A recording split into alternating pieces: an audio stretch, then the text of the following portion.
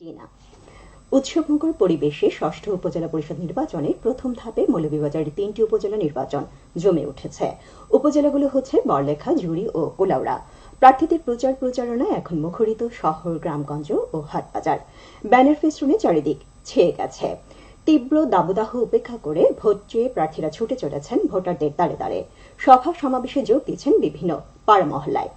আচরণবিধি মেনে প্রার্থীরা প্রচার অভিযান চালাচ্ছেন। কোথাও আচরণবিধি লঙ্ঘিত হচ্ছে কিনা তদারকি করতে প্রশাসন সহ আইনশৃঙ্খলা রক্ষাকারী বাহিনীর সার্বক্ষণিক নজরদারি রয়েছে।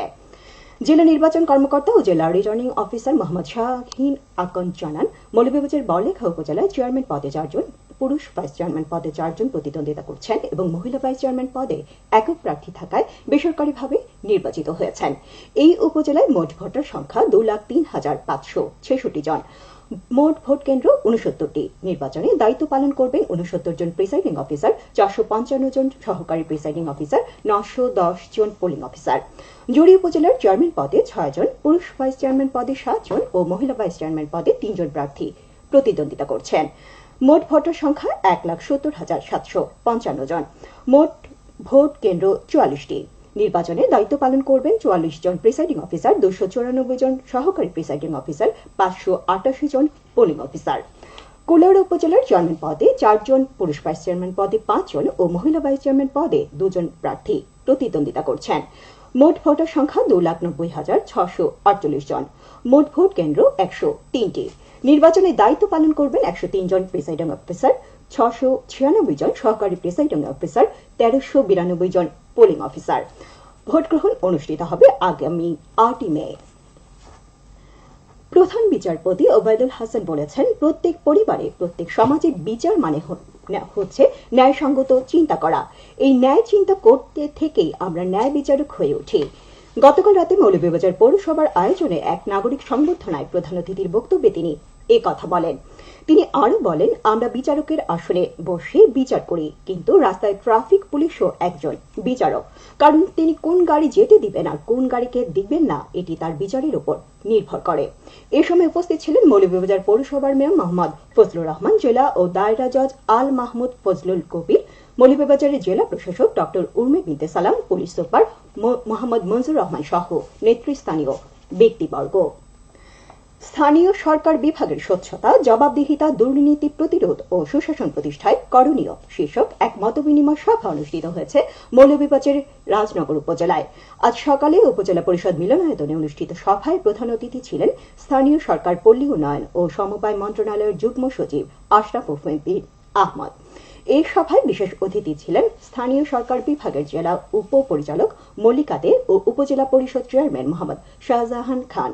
এতে প্রশাসনের ঊর্ধ্বতন কর্মকর্তা, জনপ্রতিনিধি সহ 175 জন ব্যক্তি উপস্থিত ছিলেন। স্থানীয় সরকার অধিদপ্তর এবং সচেতন নাগরিক কমিটি সনাক যৌথভাবে এর আয়োজন করে। সপ্তাহব্যাপী সিলেট বিভাগীয় বইমেলা 2024 আজ সমাপ্ত হচ্ছে। 28 এপ্রিল জেলা স্টেডিয়ামে মোহাম্মদ আলী জিমনেশিয়ামে জাতীয় গ্রন্থকেন্দ্রের আয়োজনে ও বিভাগীয় কমিশনার কার্যালয়ের বাস্তবায়নে সিলেট বিভাগীয় বইমেলা 2024 এর উদ্বোধন করেন সংস্কৃতি প্রতিমন্ত্রী নাহিদ ইজাহার খান এমপি। এরপর প্রতিদিন বিকাল 3টা থেকে রাত 8টা পর্যন্ত মেলা চলে। এছাড়া সরকারি ছুটির দিনে সকাল 11টা থেকে রাত 8টা পর্যন্ত মেলা উন্মুক্ত থাকে। প্রতিদিন বিকালে আচরণের প্রচারণা সভা ও সন্ধ্যায় সাংস্কৃতিক অনুষ্ঠান অনুষ্ঠিত হয়। মেলায় জাতীয় পর্যায়ে প্রায় 50টিরও অধিক সরকারি ও বেসরকারি ও স্থানীয় প্রকাশনা প্রতিষ্ঠান অংশগ্রহণ করেছে। পরিবেশগত সংকটের মুখোমুখি সাংবাদিকতা, এই প্রতিপাদ্যকে সামনে রেখে সারা দেশের মতো সিলেটের গতকাল পালিত হয়েছে বিশ্ব মুক্ত গণমাধ্যম দিবস। 1991 সালের ইউনেস্কোর 26তম সাধারণ অধিবেশনের সুপারিশ মোতাবেক 1993 সালে জাতিসংঘের সাধারণ সভায় 3রা মে তারিখটিকে বিশ্ব মুক্ত গণমাধ্যম দিবসের স্বীকৃতি দেওয়া হয়। এদিকে দিবসটি উপলক্ষে র্যালি আলোচনা সভা অনুষ্ঠিত হয়েছে গতকাল মৌলভীবাজারে।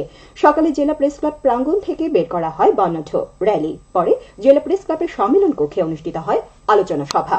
এতে প্রধান অতিথি ছিলেন জেলা প্রশাসক ডক্টর উর্মি বিনতে সালাম।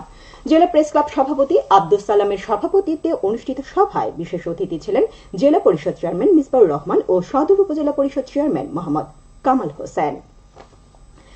সিলেটের বিয়ানীবাজার উপজেলার মাথিউরা উচ্চ বিদ্যালয়ের একাডেমিক ভবনের নির্মাণ কাজ শেষ হয়েছে। শিক্ষা প্রকৌশল বিভাগের তত্ত্বাবধানে 4 তলা একাডেমিক ভবন নির্মাণে ব্যয় হয়েছে প্রায় 1.5 কোটি টাকা। খেলার খবর ক্রিকেট। সিলেট জেলা ক্রীড়া সংস্থার আয়োজনে ব্লুবার্ড অটো লিমিটেড দ্বিতীয় বিভাগ ক্রিকেট লিগে আজ 11 স্টার্স ক্লাব ইসমাইল স্পোর্টিং ক্লাবের মোকাবেলা করছে। গতকাল 11 ব্রাদার্স ক্লাব 38 রানে জালালাবাদ ক্লাবকে পরাজিত করেছে। সিলেট জেলা স্টেডিয়ামে প্রথমে ব্যাট করে 11 ব্রাদার্স ক্লাব 28 ওভার 3 বলে সবকটি উইকেট হারিয়ে 105 রান করে। জবাবে জালালাবাদ ক্লাব 21 ওভারে 67 রানেই গুটিয়ে যায়। সবশেষে আবহাওয়া। সন্ধ্যা 6টা পর্যন্ত পূর্বাভাসে বলা হয়েছে সিলেট সহ পার্শ্ববর্তী এলাকায় পশ্চিম উত্তর পশ্চিম দিক দিয়ে অস্থায়ীভাবে ঘন্টায় সর্বোচ্চ 60 কিলোমিটার বেগে দমকা থেকে ঝোড়ো হাওয়া বয়ে যেতে পারে। সেই সঙ্গে হতে পারে বৃষ্টি অথবা বজ্রসহ বৃষ্টিপাত। এসব এলাকা নদীবন্দর সম্মুখে 1 নম্বর সতর্কতা সংকেত দেখিয়ে যেতে বলা হয়েছে। আজ সিলেটে সূর্য উদয় হয়েছে 5টা 14 মিনিটে এবং সূর্য অস্ত যাবে সন্ধ্যা 6টা 24 মিনিটে। সংবাদ শেষ হলো। আমাদের পরবর্তী স্থানীয় সংবাদ প্রচারিত হবে সন্ধ্যা 7টায়। বাংলাদেশ বেতার।